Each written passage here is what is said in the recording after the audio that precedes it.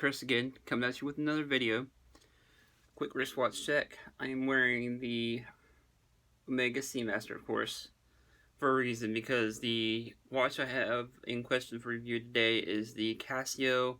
It's known as the Casio Royale. This is the Casio Real Timer. The reference number, I can't remember, but I'll put the reference number down there. It'll be in the title, of course, but this is known as the Casio Royale as of per James Bond fame. Even though this particular watch was not in the James Bond movies, this looks like a reference of Seiko that was made for the James Bond movie that year. I think it was in Octopussy, I think, was the Seiko. Correct me if I'm wrong down there, guys. I'll try to put a picture of that said Seiko down in the on my little screen here. But this is a really cool watch, especially for like 25 bucks. You can find these all day long on Amazon for 25 bucks with the bracelet. I think they're even cheaper with the plastic strap. And these are pretty cool because you can interchange straps and everything else. This comes with a lot of actions and functions for a $25 watch. That's why I say this is the best 25 bucks I've ever spent on a watch. You can't really go wrong. I think you can even find these in Walmart. Excuse me, you can find these in Walmart. You can probably find them in Target and all that. So, I mean, you can find them pretty much anywhere. And they're cheap. You know, they're expendable pretty much. So if something happens to it, no big deal. It's, you know, 25 bucks, but it's still a really cool watch. Really cool. I guess that they had, you know, Casio had made this, and people, you know, watch fans everywhere. A lot of us are Bond fans, so they came up with the Casio Royale name, which is pretty cool. I mean, it's kind of taking, you know, a little pun off the movies, Casino Royale, even though that wasn't on that movie, but that's kind of cool that they did that. Just a little history behind that and why it's called that. But anyways, guys, we'll go to the desktop and show you the watch here. Here's the watch in question. And its reference number is AE-1200WH. Again, like I said, it's known as the Casio Royale for a reason. It's got that real timer over here, which is a really cool function. You can cycle in between. Here's a little shot of the loom, nothing too great. But for 25 bucks, you can't really beat it. It comes with that loom. Pretty cool. Kind of almost like an Indiglo kind of thing.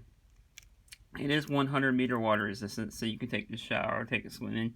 You don't have to really worry about it. You wear this one to work, you know, don't have to worry about it getting beat up or anything like that. And again, like I said, I believe it cycles through here all the different times. There's the alarm and everything like that.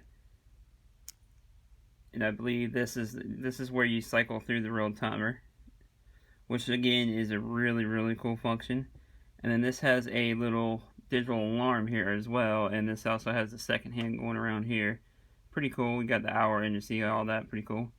Like I said, you can't really beat this for 25 bucks. This is a 39mm watch, where it's a little bit bigger. So if you're a bigger wrist like me, you know, the F91 is a little smaller. This one fits perfect.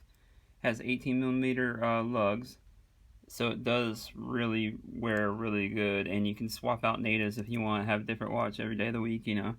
This is for something that can be perfect for somebody that's on a budget, or you just want to scratch that watch itch. If you like having a new watch, you can scratch that itch, and it's pretty cheap, you know. I mean, you don't have to worry about it. And like I said, this is a perfect beater watch, perfect everyday kind of watch.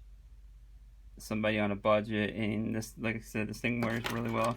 I'll put it next to my all-metal square just for size comparison.